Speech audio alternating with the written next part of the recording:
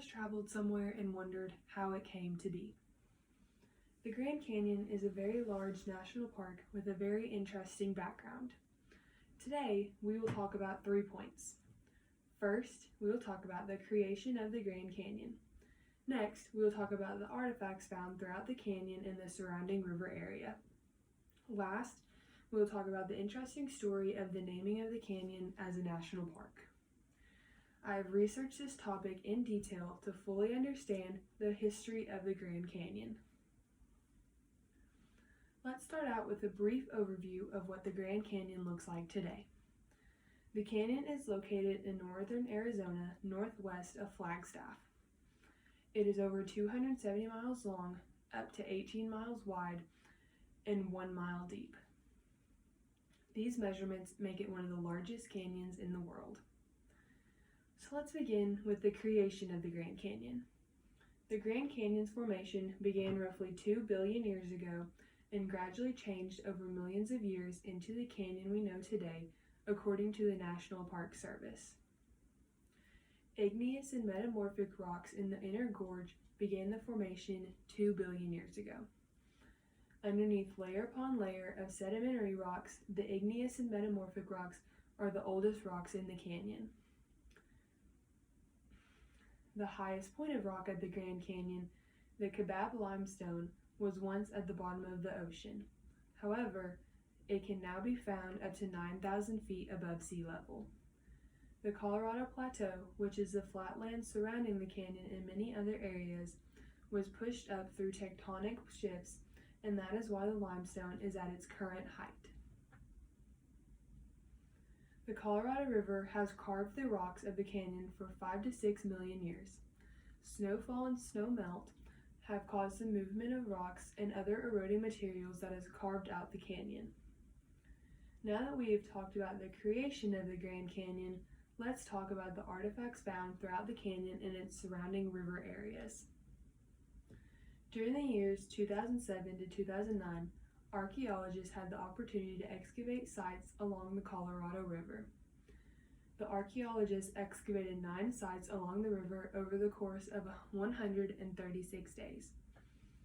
Due to erosion caused by the river, artifacts were literally washing down the river.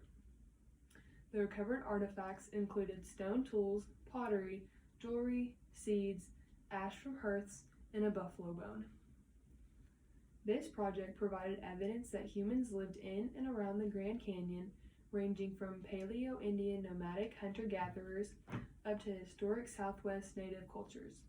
But most of the artifacts found range from 1000 to 1250 AD.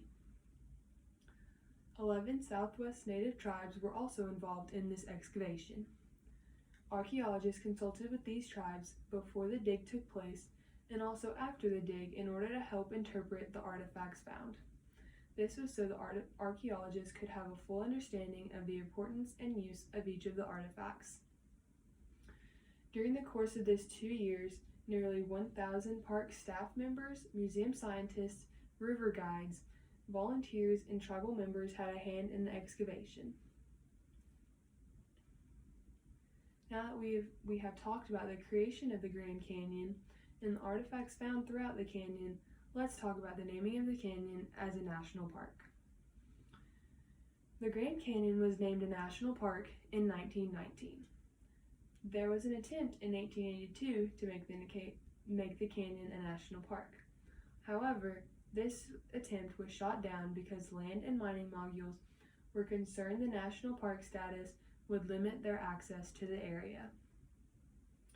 President Theodore Roosevelt eventually declared the area as a national monument in 1908 after making several visits to the canyon.